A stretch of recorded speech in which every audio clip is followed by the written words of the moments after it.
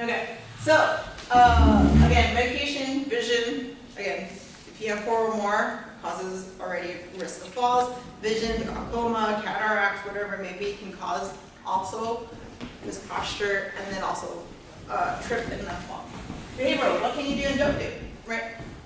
Far reaching, misbending, or mistwisting. Something's hard. You can take a few steps and grab it, but some people tend to like turn a bit too quick, miss their target, and fall. Okay. Unstable foundation. So again, this is less foundational than a wider stance. Okay. Environment, home, garden, anywhere, which occurs often. Do you guys know? Home. Home. Yes. The top causes I've noticed are rugs and pets. Pets. Yes. You can misstep and then not fall on your pet, but you know, you may trip because they're in your way. Okay, impaired balance. Again, history of falls can be a factor. Muscle weakness. If you're age 80 and older, obviously there's increased risk. Cognitive impairment, Parkinson's, Alzheimer's, any of that. Urinary continence. If you wake up in the middle of the night, don't turn on the lights, you can trip. Right. Sensory impairment. So hot, cold, any of that can also cause issues of a fall or a poor body awareness. Yeah. I was told that if you wake up and get up, you have to wait a few seconds before you start to move. Right. Because if you don't, you could be out of balance. Correct. Sit at the edge of the bed. Yeah. It's kind of like your car. Hypotension. Right. Yeah, you get hypotensive and dizzy. Kind of like a car. I'm at fault. You gotta warm up your car. So it's the same thing. You gotta warm up in the morning, a little wake up, and then sit at the edge of bed and like, okay, stretch up a little bit, and then get up. You know. Let's see. Medication. I said 4 or more. Sometimes it's 6 or more. Medication increases the risk of falls because of the side effects. Talk to your doctor about that. Is there a way to combine certain medications? Is there a certain way to, ease that medication management? Okay. OTs can help a little bit with that too. Just more of like, how can I get this on time, or how can I do this? You know, there are apps, but you can also use your phone as an alarm to remind you, like, hey, take this on time, or whatnot. Okay. Vision, again. Vision can definitely affect your fall and balance, so check with the optometrist. Okay. Make sure your prescription's up to date. Okay, where does the fall occur? Home, like I said. Throw rug, lack of lighting, glare, weather conditions, clutter, like cords, clothes, anything, uneven surfaces. For me, it would be toys from my baby. No the clutter. Now, I wanted to share something you pointed out on one of the previous slides about rushing. Yes. Okay, because we're always in a hurry. We have someplace to go, something to do. And this morning, I actually almost fell over something that has been in that spot for years. But I was rushing, and I was in a hurry, and I got too close to the something and tripped. And luckily, I was able to, brace myself against the wall because it was close. But tomorrow I'm wondering, okay, am I going to have like a sore shoulder because I got an injury? So, yeah, exactly. So it's really important. I speak from experience. To not rush. I mean, even though you're on a time schedule, make sure that you're safe. Yes, safety is important. Yes. Sitting, I have a rolling chair. Okay. And I've noticed lately, every time I'm about to sit, it moves. And I'm thinking, hey, is there anything behind me? Because there was something I was sitting on, like a little stool, that didn't have rollers, but then it slipped and I hit my head on the door. Yeah. And I'm going, okay, the fall wouldn't have killed me. It was the head injury that would have killed me, even in the bathtub. Oh yeah, bathrooms are the worst too. Yeah. Grab bars. Yeah, grab bars are good in the bathroom. Never get the ones from CVS where it has a suction. Those are the worst. You need an actual handyman or construction person to bolt it, to screw it onto the wall. Yeah. Safety is important. Spend some money on safety versus in the hospital. Okay. Yeah, I've seen too many patients that come for a fall or some other issue that end up with a fall, and I always ask family if they can install grab bars in the bathroom. Okay. All right, favorite words. I don't know if you can see this picture, but do you see this lady? She's overreaching. On a chair that's rolling, and a vacuum with a handle. Okay, and she's reaching, right? Not safe. Not safe at all. Okay, that's what's wrong with it. So what can you do with this? So she's reaching overhead above the fridge and all that. So what's the best thing? How can we modify it? Get us Or someone else, yeah. Or if you know you're going to use it, leave it down on the counter. Leave it on the counter so it's easy reach. Yeah, just make space for it. Okay? Okay, this is another one too. Okay, what do you guys see as a fall risk? The rug. Yep. And there's something on the floor. Right. In the The cord, the shoes. Okay, you got a lamp, that's good. Alright, so that's, and like the bed sheet is like right on the floor. The floor. Correct. Anything, any clutter. Alright, so don't do this. There's a book like don't eat this, eat this. Well, this is don't do this, do this. Okay, poor bounding mechanics, rushing, carelessness. Okay, distracted by surroundings. I get distracted by the pet sometimes, so to be aware of that. Lack of confidence, not scanning ahead, and choice of shoes. I do not like Crocs. I will tell you that. I do not like Crocs. They are handy, but they are not safe. Okay. Flip flops, like the thongs kind of shoe. If they don't, if you have a sandal, it's better to have a thicker strap where it's right at the midfoot, and that if you need to have a slipper or a backing, which is a lot better and more secure to the ankle. All right, there's even slippers that they look like ballet shoes. All right, there's little slip-ons. Do this. Scan ahead. Remove the clutter. Okay, so when you look ahead versus down, you don't know what's going on in front of you. Right? So when you scan ahead, you are a lot more aware of your surroundings. Think what you can do first before reaching. See that lady from above? She was reaching above her refrigerator. Like, could I have done that better? Could I ask for help? Yes. Is anyone near me? And can it wait? And if so, great. And if you can, keep it right at eye level versus above. Okay. Turn on the light. It's so simple. Right? So simple. I remember it was in the 90s. It was the clapper. You remember the light? I was like, they should have it back, right? But there are other night lights too, where it's a sensor and it can turn on. You just put it in the socket. Appropriate shoes, supportive and non-skid soles. Those are important. I always tell my patients, when you come into therapy, if we're going to do a little bit of exercise, have a really good shoe. Okay, it's important, so then you don't have a misfooting. Okay, I've had some patients that come in and they have like a high heel boot. I was like, that's not supportive. Okay. It's cute. It's cute, but it's like you're not going to impress anyone, or it's just me and you, and it's fine. And so exercise regularly, right? Each week, 150 minutes. Key number, 150 minutes. I also have to do that too. Just because I'm young doesn't mean I'm super fit. Even moms, dads, anyone who needs some physical activity. That has to be incorporated into your schedule. Okay? Place your eyeglasses throughout the house. My mom, she always gets those 99-cent glasses and just kind of spreads them everywhere in the house. So she's has them. It helps, right? It's funnier if you can't find them and it's on your head. So make sure you know it's on your head. Right. Medication, 4, 6, or more, it affects your side. It causes side effects for what? The risk of falls. Dizziness. Emergency plan for falls. So we all can't have, what was it? I've fallen and I can't get up. Do you remember that commercial? Yeah. Right, so we can't afford that. That's very expensive every month. So what can you do? Do you have your cell phone on you at all times?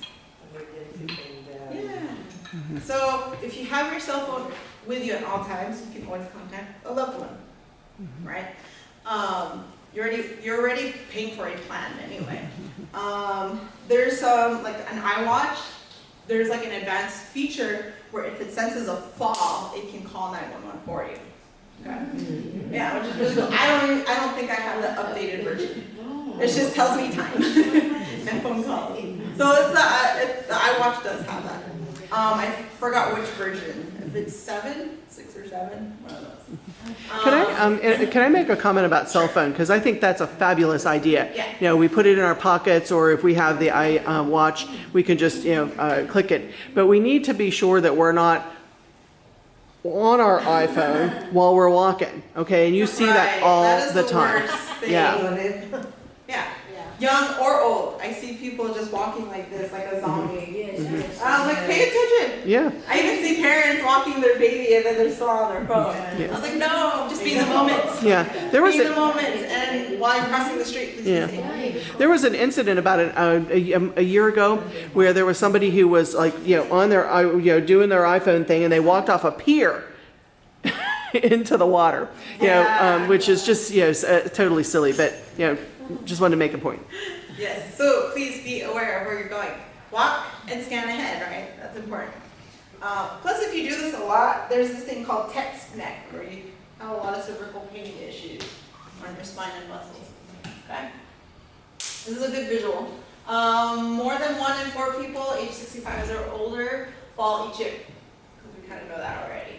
Talk with your healthcare provider about your medication management. Check your eyes and vision. See if you're updated with this prescription. Do some strength and balance exercises. So again, 150 minutes of physical activity a week. Make sure your home is safer by using night lights, installing grab bars, securing carpet to the floors, stuff like that. So stand up slowly to avoid dizziness or hypotension. Use a cleaner walker if you need more stability. Pride is a vice, right? Yes.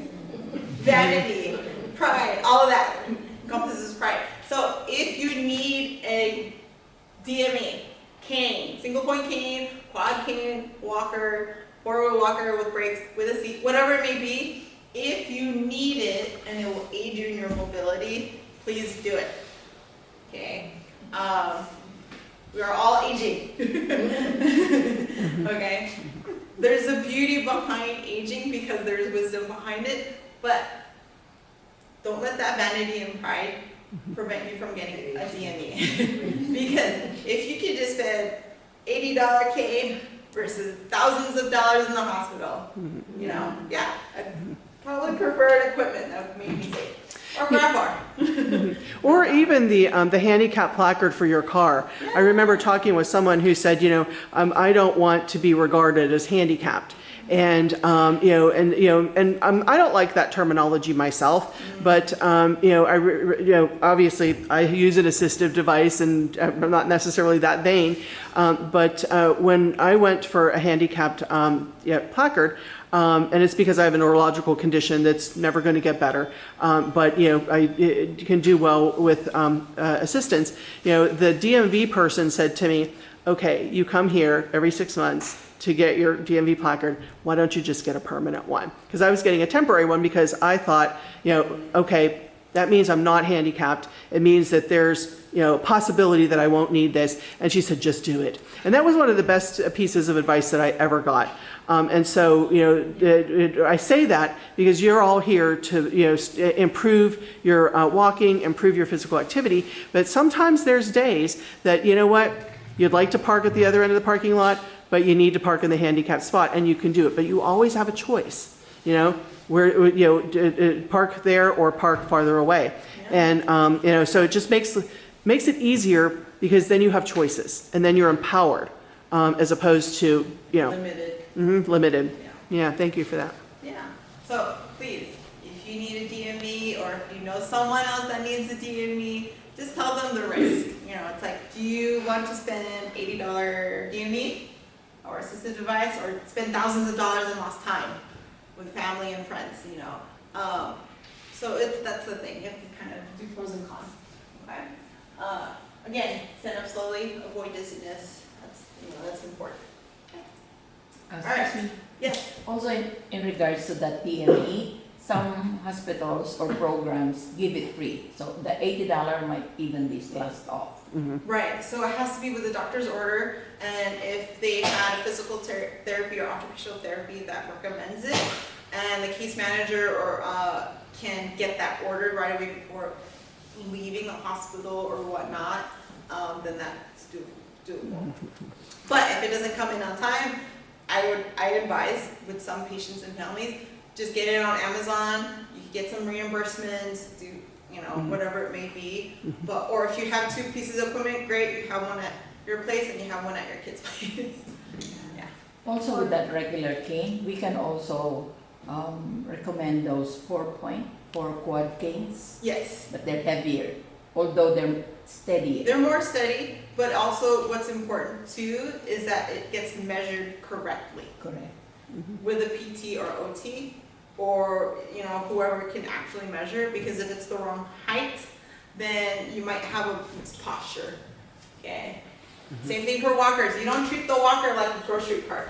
It's supposed to be at a certain height to hit your wrist for the proper position. Also, the quad cane, if it's kind of like on the side that it's kind of like dispersed in 4, it has to be on the correct side, because which side is strong or which side is weak.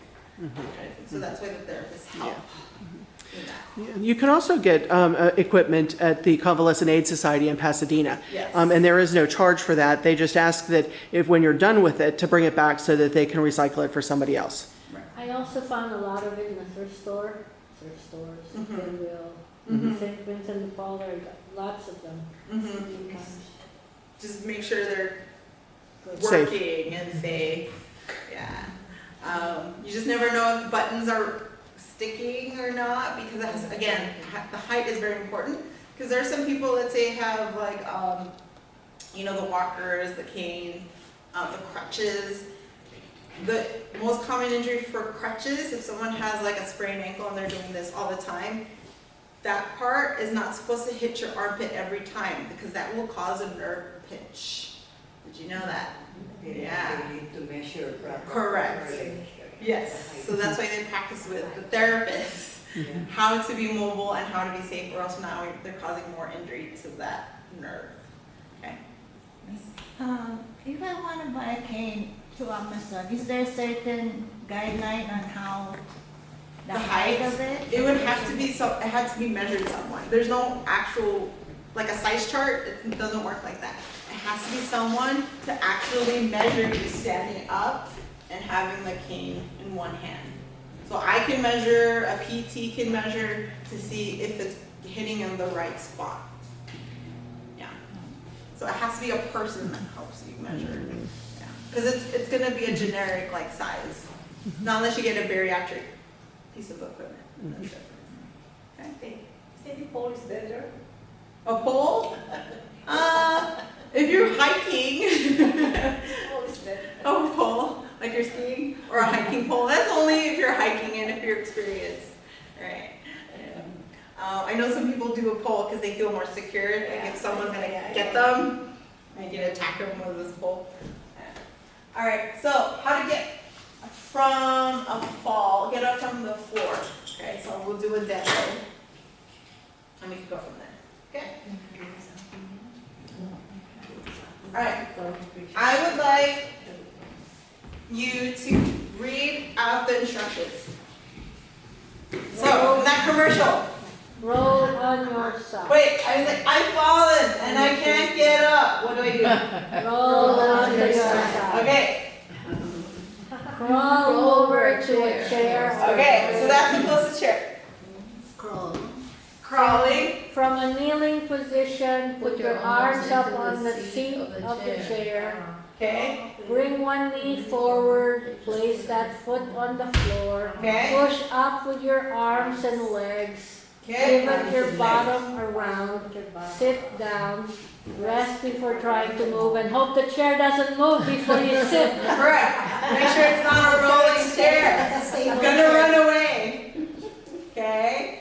So that's good. Now, I don't think I have the other picture, but there's another one if you have a second person to help you. The key part is if someone's going to help you or you are helping the other person, do not pull their arms. You can sublux or dislocate their shoulders. You have to support their hips. You can't dislocate their hips. Okay? Okay? Let me see if I have that one. Yes. So this is the one that I just showed you. This is the one where there's a second person. Okay? So you see in this picture, that person's helping by the hips. If they have a belt, that's even better. You can have a better grip. So while they're doing all of that, the same steps, you can hold on to the hips, guide the hips. You can even bring on a second chair too. Okay? So instead of like turning to sit the chair, you can bring another chair right behind them. Okay?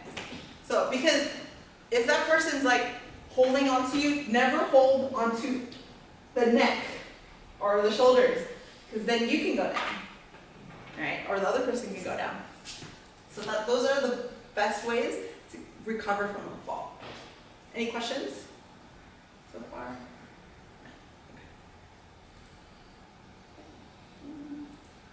All right, let's do some chair yoga. You can pull it out. Also create some space away from the table. We can demo.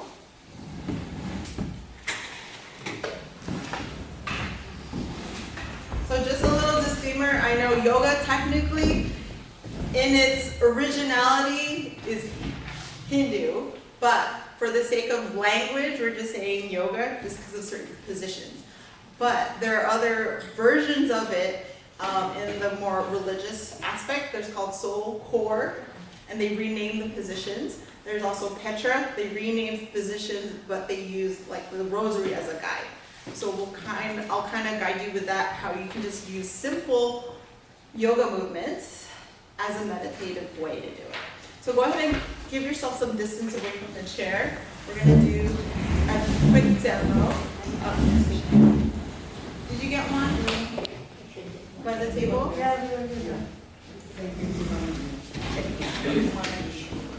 I have one here. I have one here. You're up here. I have one. So I'll give up the other one. Did you get one? I did. Okay. Yeah, this one's like my house. Yeah. Okay, so you're going to sit down on your chair. And anyone could do these. Now there's some advanced ones like warrior poses. You don't have to do those. You can just do a few of these, okay?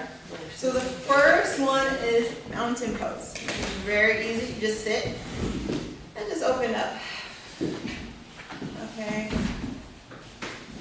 Let gravity take over. Don't hunch over. Don't scrunch to your ears. Just let it fall with gravity. Palms forward and breathe. In through your nose and out through your mouth. Okay. If you notice some tension, breathe into it. Imagine the oxygen going into your body and releasing and relaxing those muscles. Okay. So you can shake up a little bit, position, and open up to that mountain pose. Okay.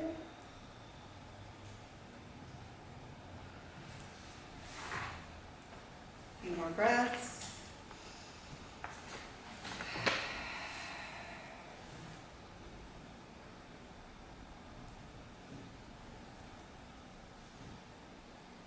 For every move you make, you can actually do 4 to 5 breaths. Okay, that's actually a good time.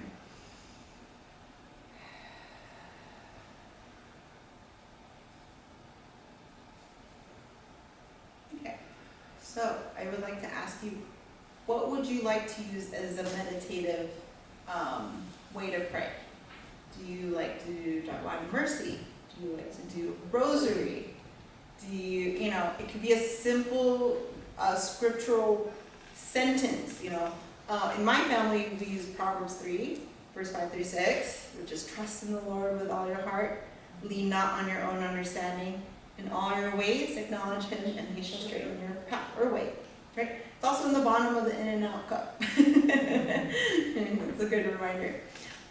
So any piece of the scripture, kind of like Lectio Divina, where you keep repeating in a way where it reveals some truth to you or a message. Or you can do the whole rosary for 15 minutes, in certain positions, whatever works for you. Or you can even just do Jesus, I trust in you. Jesus, I trust, like as a meditative musical background while you're stretching. Okay? So we could just start out with that. Okay? So we'll start on the mountain pose. Breathe in and breathe out.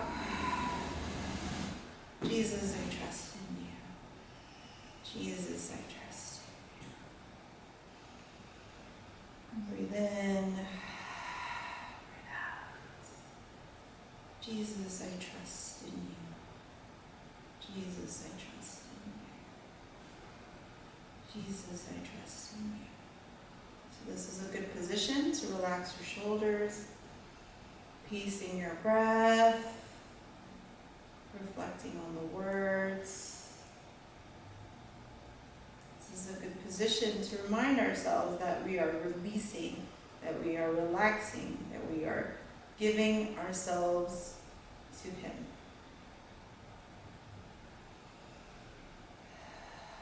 Take a few breaths. And let your body sink into the chair.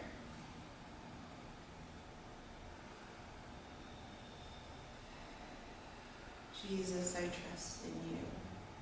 Jesus, I trust in you. One more breath in and out. Next movement would be the side bend. So you're coming a little bit forward to the chair, one arm up if you can raise it, and a slight bend, not too far out. Again, breathe in, breathe out.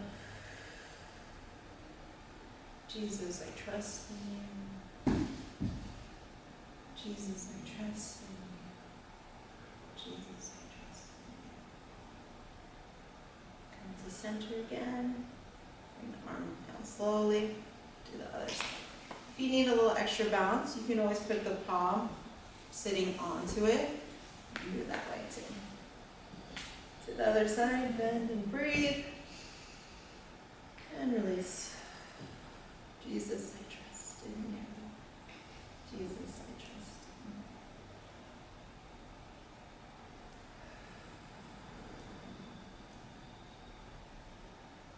So if you feel some tension in your neck, let the gravity take over. Let it stretch your neck. You're very tight here. So just breathe into it. Jesus, I trust in you. Come to center. Bring down the arm. Next one is the knee hug. So if you can, if you have enough knee mobility and as well hip, you bring it up, interlock your fingers together, bring it close to your body, okay? Now don't force it, don't scrunch in, just kind of let it hang out, okay? The point is not to scrunch it all the way to the body, just to kind of hug it, okay? Breathe into it, kind of stretches your shoulders and arms, just one. Breathe into it. Jesus, I trust in you. Jesus, I trust in you. Jesus, I trust in you. A few more breaths. Feel some tension again in your neck or shoulders, group position. You can even do a little chin tuck to see if that helps. One more breath. Jesus, I trust.